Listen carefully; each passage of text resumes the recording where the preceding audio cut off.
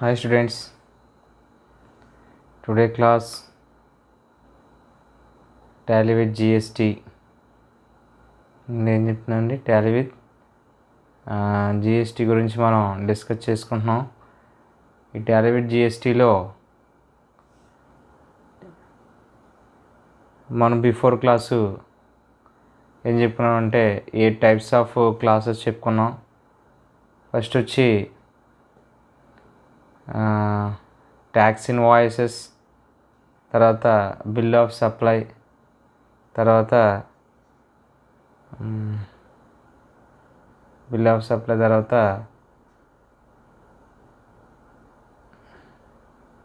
ఓకేనండి ఏం చెప్పుకున్నామండి bill of supply చెప్పుకున్నాం.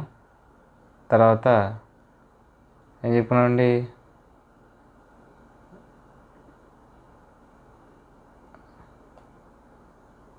ఏం చెప్పుకున్నాం బిల్ ఆఫ్ సప్లై తర్వాత రిసిపెంట్స్ ఫ్యూచర్స్. ఓకే అండి రిసిపెంట్స్ ఫ్యూచర్స్, తర్వాత రిఫండ్ వోచర్స్, తర్వాత పేమెంట్ వోచర్స్, తర్వాత debit note and credit note, next ఓకేనండి క్రెడిట్ నోట్, తర్వాత ఏం చెప్పుకున్నాం తర్వాత వచ్చేసరికి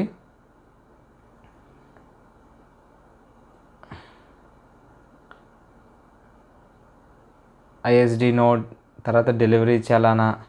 ఇవి మనం ఏం చేసుకున్నాం అండి డిస్కస్ చేసుకున్నాం. ఓకేనా. ఇప్పుడు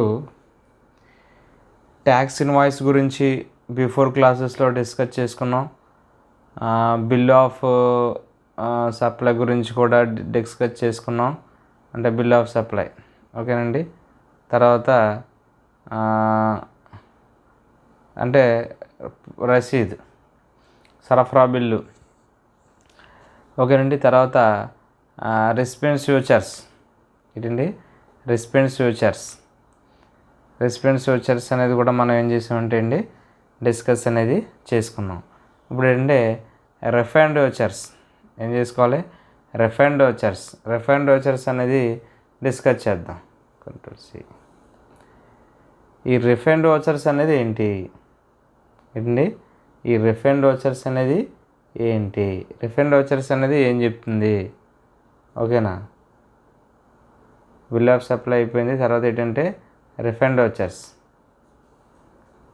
ఈ రిఫండ్ వోచర్స్ అంటే ఏంటి, ఈ రిఫండ్ వోచర్స్ అంటే మనం ఏం చెప్పొచ్చు ఇందులో. రిఫండ్ వోచర్స్ అంటే ఇంగ్లీష్లో ఇక్కడ మనం చూసినట్లయితే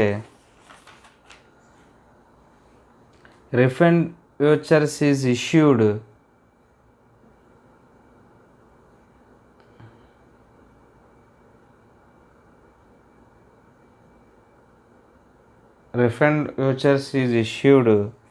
when no subsequent supply has been made against the recipient vouchers received as an advance. ఇక్కడ ఏం చెప్పచ్చు అంటే ఇక్కడ మీకు వస్తువులు మరియు సేవల సరఫరాలు ముందుగా నగదు మొత్తాన్ని చెల్లించిన తరువాత సరఫరా కనుక చేయలేకపోతే అదండి పాయింట్ ఇక్కడ. ఇప్పటివరకు ఏంటి, ముందుగా రసీదు ఏం చేశారు అంటే రిఫండ్ వోచర్స్ కాదు, రసీదు వోచర్స్. రిఫండ్ వోచర్ వేరు, రసీదు వోచర్. రసీదు ఇక్కడ పాయింట్ తెలుసుకోవచ్చు చూడండి ఒకసారి. ఇక్కడ మీరు వచ్చేసరికి ఇక్కడ మీరు రాశారు కదా ఏంటిది రిసిప్ట్ వోచర్స్. రిసిప్ట్ వోచర్స్ అంటే ఏంటి, వస్తువులు లేదా సేవలు సరఫరాకి ముందుగా ఏం చేశారు, అడ్వాన్స్ చెల్లించేశారు, ఇచ్చేస్తారనే ఉద్దేశంతో. ఓకేనా. దాన్ని రిసిప్ట్ అంటారు, ముందుగా అడ్వాన్స్ ఇచ్చేసారు ఇది. కానీ రిఫండ్ వచ్చేసరికి ఏమైందంటే ఇక్కడ రిఫండ్ వోచర్లో వస్తువులు మరియు సేవల సరఫరాలో ముందుగా నగదు మొత్తాన్ని చెల్లించేశారు, అది రసీదు వోచర్ అంటాం. అయితే రిఫండ్ వచ్చేసరికి ముందుగా చెల్లించేశారు, బాగానే ఉంది, కానీ సరఫరా చేయలేకపోయాడు. ఏం చేయలేకపోయాడు అక్కడ, సరఫరా చేయలేకపోయాడు. సరఫరా చేయలేకపోతే అప్పుడు ఏమవుతుంది? సరఫరా అనేది చేయలేకపోతే ఓకేనా, సరఫరా అనేది చేయలేకపోయాడు కాబట్టి సరఫరా అనేది చేయలేకపోతే ఏమవుతుంది అప్పుడు? మరియు ట్యాక్స్ ఇన్వాయిస్ ఆ సేవలు అనుగుణంగా జారీ చేయకపోతే ఆ నగదును పొందిన వారు రిఫండ్ వోచర్స్ని ఏం చేయాలంటే జారీ చేయాలి. ఏం చేయాలండి? రిఫండ్ వోచర్స్ని ఏం చేయాలి? జారీ చేయాలి. ఓకేనా. ఇక్కడ రిఫండ్ వోచర్స్ అంటే ఏం లేదు, ఇక్కడ మీకు తెలియడానికి కోసం హైలైట్ చేశానండి. రిఫండ్ వోచర్స్ అంటే ఆల్రెడీ వస్తువులు సేవల కోసం ముందుగా అడ్వాన్స్ ఇచ్చేసారు. అయితే అడ్వాన్స్ ఇచ్చేసారు కానీ సరుకు రావట్లేదు. సరుకు రాకపోతే ఏం చేయాలి? అటువంటి ట్యాక్స్ ఇన్వాయిస్ని ఆ సేవలకి ఏం చేశారంటే అనుగుణంగా జారీ చేయకపోతే రిఫండ్ వోచర్స్ని ఏం చేయాలంటే అప్పుడు మీకు జారీ చేయాలి. దాన్ని రిఫండ్ వోచర్స్ అంటాం. అడ్వాన్స్ ముందుగా చెల్లిస్తే రసీదు వోచర్స్ అంటాం. మామూలుగా సరఫరా బిల్లు ఇచ్చేస్తే కనుక అది మామూలుగా ఏమవుతుందంటే సరఫరా వస్తువులు కొన్నప్పుడు సరఫరా బిల్లు ఇచ్చేస్తారు, బాగానే ఉంటుంది. ప్రతిదానికి పన్ను ఉంటుంది కాబట్టి అంటే జిఎస్టీ చట్టం కింద నమోదుగా ఉన్న ప్రతి వ్యక్తి కూడా సరఫరాపై ట్యాక్స్ ఖచ్చితంగా ఉంటుంది. దాన్ని ట్యాక్స్ ఇన్వాయిస్ అంటారు. అయితే ఇక్కడ 4 రిఫండ్ వోచర్ వచ్చేసరికి ఏమంటున్నాడు ఇందులో? వస్తువులు మరియు సేవల సరఫరాలో ముందుగా నగదు మొత్తాన్ని చెల్లించిన తర్వాత సరఫరా కనుక చేయలేకపోతే ఆ ట్యాక్స్ ఇన్వాయిస్ను ఆ సేవలకు అనుగుణంగా జారీ చేయకపోతే ఆ నగదు పొందిన వారు రిఫండ్ వోచర్ని ఏం చేయవలసిందంటే జారీ చేయవలసి ఉంటుందన్నమాట అండి. అయితే ఈ జిఎస్టీ అడ్వాన్స్డ్ కోసం జిఎస్టీ రిఫండ్ వోచర్స్ ఎక్సెల్ టెంప్లెట్ని కూడా ఇవ్వడం అనేది జరుగుతుంది. అంటే ఎలాగంటే ఇక్కడ మీకు చూసినట్లయితే మీకు క్లియర్గా తెలియదు కాబట్టి ఒకసారి చూడండి. రిఫండ్ వోచర్స్ ఇగో, ఈ రిఫండ్ వోచర్ వచ్చేసరికి చూడండి హైలైట్ చేశాను ఇక్కడ మీకు. ఓకేనా, ఇంకా క్లియర్గా అర్థం అవుతుందా? ఓకే.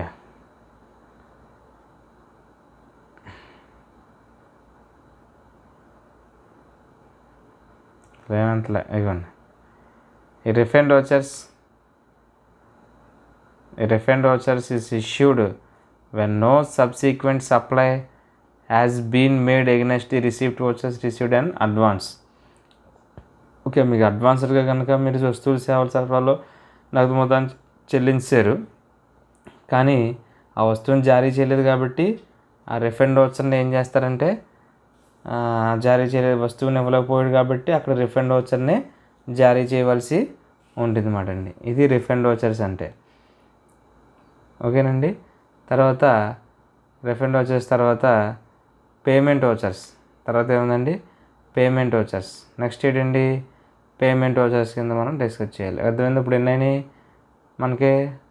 4 అయినాయి. తర్వాత ఏముంది? రిఫండ్ వోచర్స్ తర్వాత ఏముంది? ఇగో రిఫండ్ వోచర్స్ మనం చెప్పుకున్నాం, అవునా? రిఫండ్ వోచర్స్ తర్వాత ఏముంది? పేమెంట్ వోచర్స్ ఉంది. ఏముందండి? రిఫండ్ వచ్చిన తర్వాత ఏముందండి? Payment vouchers. ఇది ఉందా లేదా? ఇగో పేమెంట్ వోచర్స్ మాట ఇది పేమెంట్ వోచర్. ఓకేనండి. ఈ పేమెంట్ వోచర్స్ ఏం చెప్తుంది?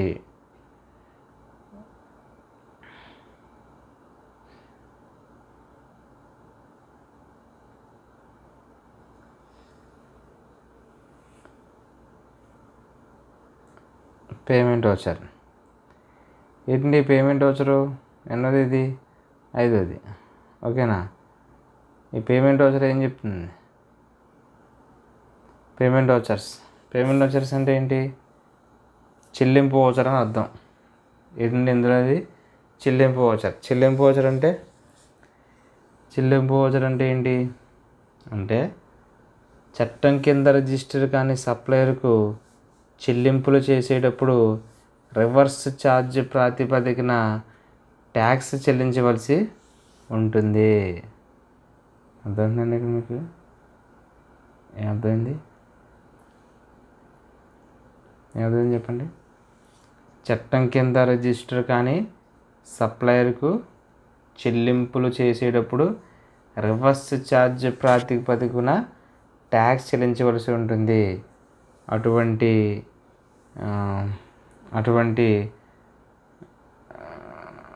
అటువంటి పరిస్థితుల్లో చెల్లింపు ఓటర్ను జారీ చేయాలి. ఏం జారీ చేయాలి? ఇప్పుడు ఇటువంటి పరిస్థితుల్లో ఏం చేయాలండి? చెల్లింపు ఆర్డర్ అనేది ఏం చేయాలంటే జారీ చేయాలి. అర్థమవుతుందా? అర్థమవుతుందండి? ఏం చేయాలి? అటువంటి ఓట్లలో దాంట్లో ఏం చేయాలంటే జారీ చేయడం అనేది జరుగుతుందన్నమాట అండి. అయితే ఇక్కడ చట్టం కింద రిజిస్టర్ కానీ సప్లయర్స్ అంటే జిఎస్టీ చట్టం కింద రిజిస్టర్ అవ్వలేదు కానీ చెల్లింపులు చేస్తున్నారు. అది రివర్స్ ఛార్జ్ ప్రకారం ట్యాక్స్ చెల్లించాల్సి ఉంటుంది. అటువంటి పరిస్థితిలో చెల్లింపు వోచర్ ఏం చేయాలంటే జారీ చేయాలన్నమాట అండి. ఓకేనండి. ఇది ఏమిటంటే పేమెంట్ వోచర్స్ అంటాం. దీన్నే చెల్లింపు వోచరు అంటూ ఉంటాం. ఇక్కడికి ఎన్ని అయినాయి? ఇక్కడ మనకి ఎన్ని అయినాయండి? 5 అయినాయి. ఎన్ని అయినాయండి ఇక్కడ మనకి? 5. ఈ 5 కూడా మనకి మనం ఇంపార్టెంట్గానే మనం చెప్పుకోవచ్చు అన్నమాట అండి. ఓకేనా? తర్వాత చూసినట్లయితే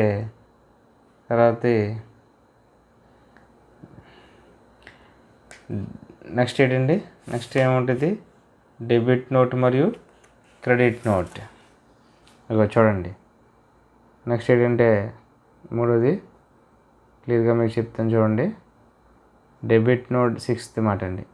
debit note or credit note. Debit note or credit note అంటే ఏంటి? Debited, credited. ఆల్రెడీ మీకు అకౌంట్ సెక్షన్లో డెబిట్ అమౌంట్ క్రెడిట్ అవుతుంది కదా, ఆ విధంగా అన్నమాట అండి.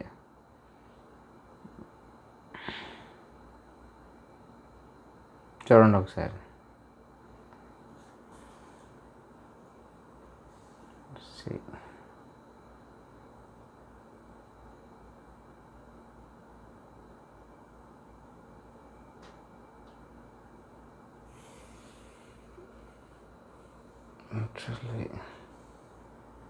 Debit node and credit node ఏం చెప్తుంది? Debit node and credit node ఏమైనా తెలుసండి మీకు? Debit node and credit node ఏం చెప్తుంది?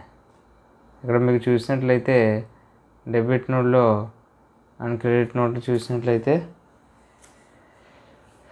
డెబిట్ అంటే ఏంటి? సరుకు కొనుగోలు సమయంలో పొరపాటున తక్కువగా బిల్లు చేయడం జరిగితే ఏంటండి? ఏం చెప్తున్నారు అక్కడ?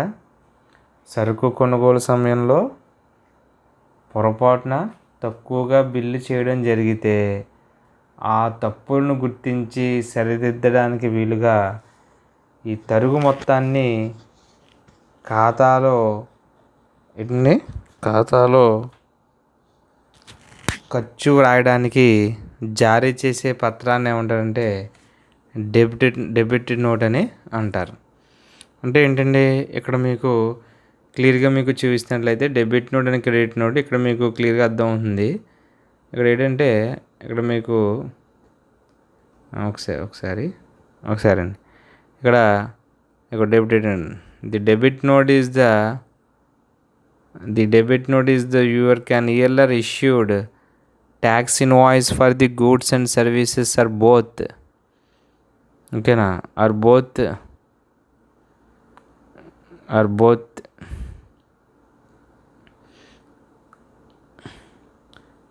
చూడండి ఒకసారి. ఓకేనండి. ఇంకా సైజు పెద్దగా అవుతుంది, సైజు పెద్ద అవుతుంది.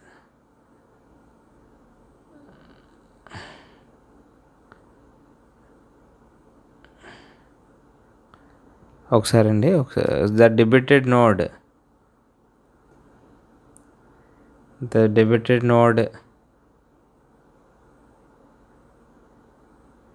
ఓకేనా?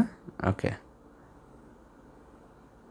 The debited node is issued when where an yearler issued tax invoices for the goods or services are both found to be less than the taxable value. అంటే ఏం చెప్పచ్చు ఇక్కడ మీకు? సరుకు కొనుగోలు సమయంలో పొరపాటున తక్కువ బిల్లు చేయడం జరిగితే ఆ తప్పుల్ని గుర్తించి సరిదిద్దడానికి వీలుగా తరుగు మొత్తాన్ని ఖాతాలో ఖర్చు రాయడానికి జారీ చేసే పత్రాన్ని ఏమంటారంటే డెబిట్ నోట్ అంటారు. అంటే ఆ తప్పులను సరిదిద్దడానికి వీలుగా ఆ తరుగు మొత్తాన్ని ఖాతాలో ఖర్చు రాస్తారన్నమాట అండి. అలా రాసేది ఏందో దాని ఆ పత్రాన్ని ఏమంటారంటే డెబిట్ నోట్ అని ఏమంటారండి, డెబిట్ నోట్ అని అంటారన్నమాట. అంతేగాని ఇక్కడ మీకు ఆ డెబిట్ నోట్ అంటే ఏంటి గురించి మనం తెలుసుకుంటాం. మరి క్రెడిట్ నోట్ అంటే ఏంటి? మరి క్రెడిట్ నోట్ అంటే ఏంటి అంటే ఇదేనమాట. క్రెడిట్ నోట్ అంటే ఏంటి? క్రెడిట్ నోట్ అంటే ఏంటి?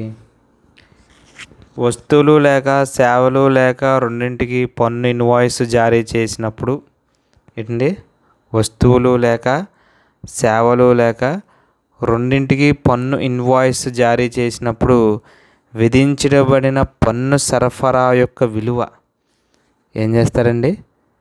వస్తువులు లేక సేవలు లేక రెండింటికి పన్ను ఇన్వాయిస్ జారీ చేసినప్పుడు విధించబడిన పన్ను విధించబడిన పన్ను సరఫరా విలువ తక్కువగా ఉన్నప్పుడు అట్టి వస్తువులు సరఫరా చేసిన సరఫరాదారుకు జారీ చేయబడే పత్రాన్ని ఏమంటారంటే క్రెడిట్ నోట్ అని అంటారన్నమాట అండి. దానికి దీనికి డిఫరెన్స్ ఏముందండి?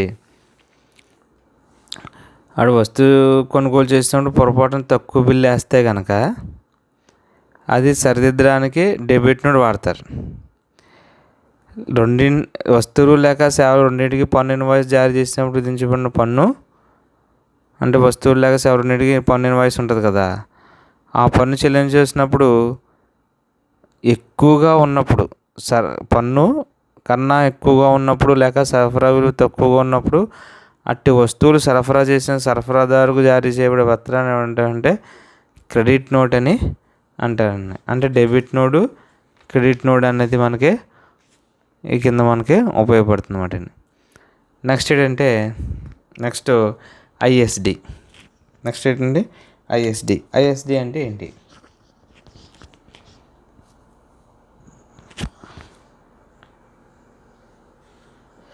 నెక్స్ట్ నోట్ వచ్చేసరికి ఐఎస్డి మనం చూస్తాం అన్నమాట. నెక్స్ట్ వచ్చేసరికి ఐఎస్డి ఇన్వాయిస్. ఐఎస్డి ఇన్వాయిస్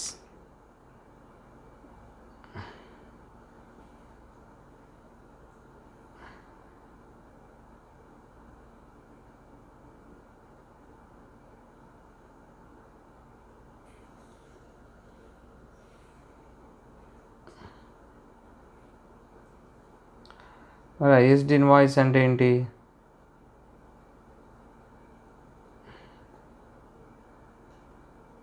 ఇక్కడ మీకు అర్థం అవుతుందని చెప్పి ఎల్లో కలర్ అనేది వేయడం అనేది జరుగుతుందండి. ఓకేనా? ఐఎస్డి ఇన్వాయిస్ లేదనుకో అన్నీ ఆగల్లోనే కాబట్టి ఆగల్లో వస్తుంది.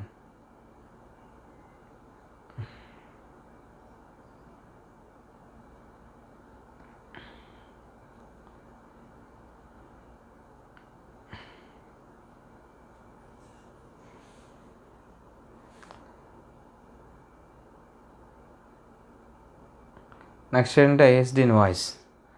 ఐఎస్డి ఇన్వాయిస్ అంటే ఏంటి? ఐఎస్డి ఇన్వాయిస్ అంటే ఇక్కడ మీకు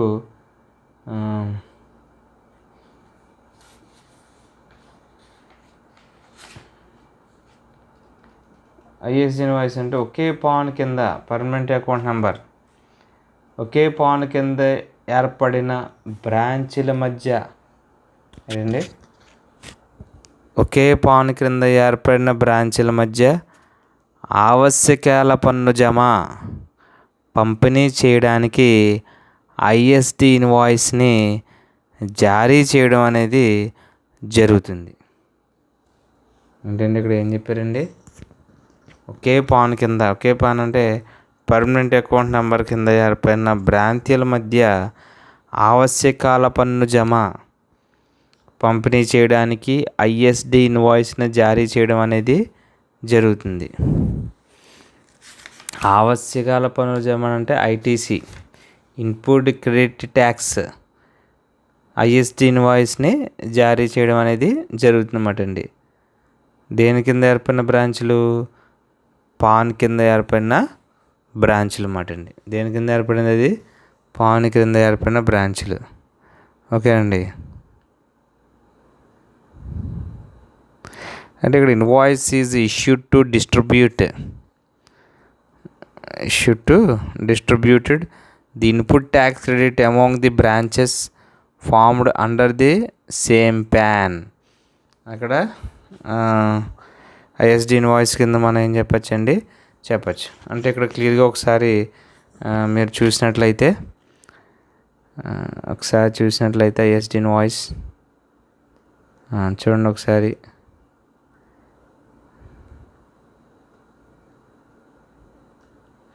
ఇదిగోండి, an ISD invoice is issued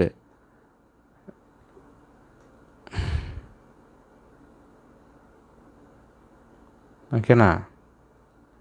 ISD invoice is issued ఓకేనండి, issued to distribute the input tax and credit among the branches formed under the same pan క్రింద ఏర్పడిన బ్రాంచీల మధ్య, అంటే పాన్ కింద ఉన్నటువంటి బ్రాంచెస్ ఉంటాయి కదా, ఆ బ్రాంచీల మధ్య ఆవశ్యకాల పన్ను జమ పంపిణీ చేయడానికి ఐఎస్డి ఇన్వాయిస్ అనేది ఇష్యూ అనేది అవుతుందన్నమాట అండి. ఓకేనండి, ఇది ఐఎస్డి. తర్వాత డెలివరీ చలానా. లాస్ట్ ఫైనాన్స్ ఏంటంటే డెలివరీ చలానా. ఏంటంటే ఇది డెలివరీ చలానా. ఎక్కడ ఉంది డెలివరీ చలానా అంటే ఒకసారి పైకి వెళ్ళండి. ఒకసారి పైకి వెళ్తే ఇక్కడ మీకు డెలివరీ చలానా అనేది ఉంటుంది అన్నమాట అండి. ఓకే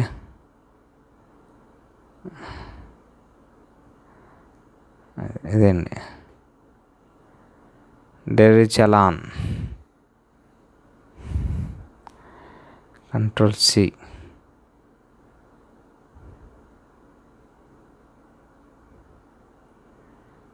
తర్వాత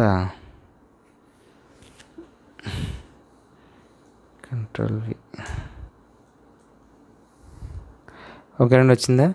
9 ఏంటండి డెలివరీ చలానా. డెలివరీ చలానా అంటే ఏంటి? డెలివరీ చలానా అంటే ఏంటండి? డెలివరీ చలానా అంటే ఏంటంటే ఇక్కడ మీకు వస్తువు ఇంటికి చేరిపోయింది లేదా దగ్గరికి మీ వస్తువు పొందారు. ఓకేనండి, వస్తువులు రవాణాలో ఇన్వాయిస్ల బదులుగా డెలివరీ చలానాలు ఇవ్వవచ్చు. డెలివరీ చలానాలు ఏం చేస్తారంటే ఇస్తారు. ఎక్కడ ఇస్తారు డెలివరీ చలానా అనేది? డెలివరీ చలానా అనేది ఎక్కడ ఇస్తారు అంటే ఇక్కడ మీకు క్లియర్గా తెలిసినట్లయితే, ఒకసారి చూసినట్లయితే, వస్తువుల రవాణాలో ఇన్వాయిస్ల బదులుగా డెలివరీ చలానాలు ఇవ్వవచ్చు. అంతేకాకుండా రాష్ట్రంలో జరిగే సరుకు బదిలీ కూడా డెలివరీ చలానా అనేది జారీ చేయబడుతుంది.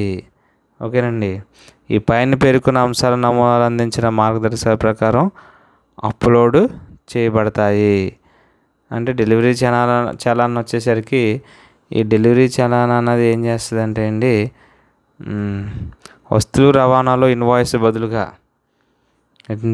వస్తువు రవాణాలో ఇన్వాయిస్లు బదులుగా డెలివరీ చలానాలు ఇస్తుంది. అంతేకాకుండా రాష్ట్రంలో జరిగే సరుకు బదిలీకి కూడా డెలివరీ చలానా అనేది జారీ చేయబడుతుంది. ఈ విధంగా మీకు పైన పేర్కొన్న అంశాలను నమూదించిన మార్గదర్శకాల ప్రకారం అప్లోడ్ ఏమవుతుందంటే చేయబడుతుంది. ఇక్కడ మీకు ఈ క్వశ్చన్ చాలా ఇంపార్టెంట్ అండి, అందుకనే ఇక్కడ వరకు చెప్పడం అనేది జరిగింది. వివిధ రకాలైన జిఎస్టీ ఇన్వాయిస్ల వోచర్లని వివరించండి. Explain about invoices and vouchers. ఇక్కడ క్వశ్చన్స్ ఏ విధంగా ఇస్తారంటే, ఇది యూనిట్ 3 అండి. What are the different types of GST invoices and vouchers? What are the different types of GST invoices and vouchers అంటే ఇక్కడ మీకు ఏం చెప్పచ్చు, డిఫరెంట్ టైప్స్లో ఉన్నటువంటి జిఎస్టీ ఇన్వాయిసెస్ వోచర్స్ గురించి వివరించండి. అంటే మీరు ఈ విధంగా మరి ఏం చేయండి అండి, వివరించవచ్చు అన్నమాట అండి. అర్థమవుతుందండి. ఇక్కడ మీకు వోచర్స్ ఫామ్ కూడా ఉంటుంది. వోచర్స్ ఫామ్ వచ్చేసరికి ఎక్కడ ఉంటుందంటే, ఇక్కడ మీకు క్లియరెన్స్ లేదా? ఓకే, చూడండి ఒకసారి.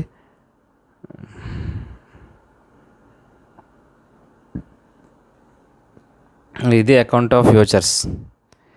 ఈ అకౌంట్ ఆఫ్ ఫ్యూచర్స్ క్లిక్ చేస్తే ఇక్కడ మీకు పేమెంటు, ఇవ్వండి పేమెంటు, ఒకసారి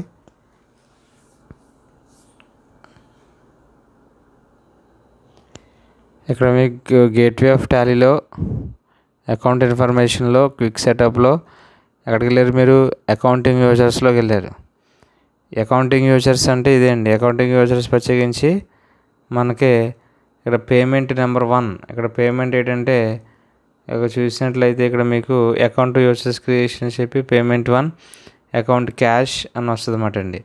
ఇది మీకు అంటే క్లియర్గా చెప్పాలంటే ఇక్కడ మీకు ఈ పేమెంట్ వర్సెస్ టైప్స్ అనేవి, ఇన్వాయిస్ టైప్స్ అనేవి ఈ విధంగా మీకు ఉన్నాయన్నమాట. ఫస్ట్ ఏంటి? Tax invoice, bill of supply, receipt vouchers, refund vouchers, తర్వాత పేమెంట్ వోచర్స్, తర్వాత డెబిట్ అండ్ క్రెడిట్ వోచర్స్, తర్వాత డెలివరీ వోచర్స్, తర్వాత ఏంటి? Delivery vouchers.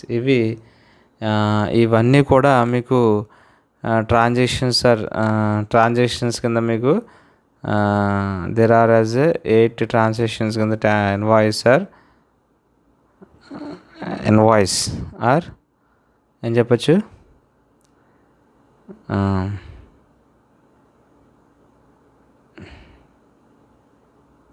ఓకేనండి. డెలివరీ క్యాష్, చలానా, ఇవన్నీ కూడా మీకు ఫాలో కింద మనం ఏం చెప్పచ్చు అంటే చెప్పచ్చు మాట అండి. ఏం చెప్పచ్చు?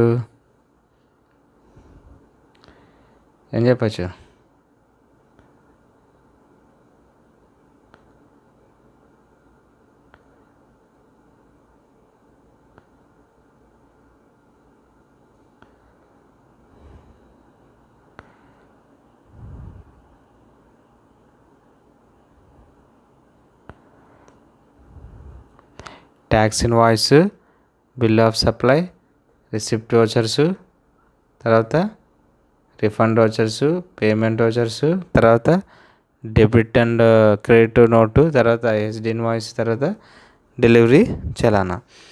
ఇది question, what are the different types of GST invoices and vouchers? ఈ విధంగా క్వశ్చన్ అనేది ఇవ్వడం అనేది జరుగుతుంది. ఇలా క్వశ్చన్ ఏ విధంగా ఇస్తాడంటే ఇవి చూడండి. వాట్ ఆర్ ది ఇవ్వండి ఏ విధంగా ఇస్తారనమాట. What are the invoices and describe different transactions sir there are follows. How many types of అడిగినా మనం ఆశ్చర్యపడట్లేదు. ఓకేనండి. There are mainly 8 types of GST invoices and vouchers. ఎన్ని టైప్స్ ఉంటాయి? 8 టైప్స్ అనేవి ఉంటాయి అన్నమాట అండి.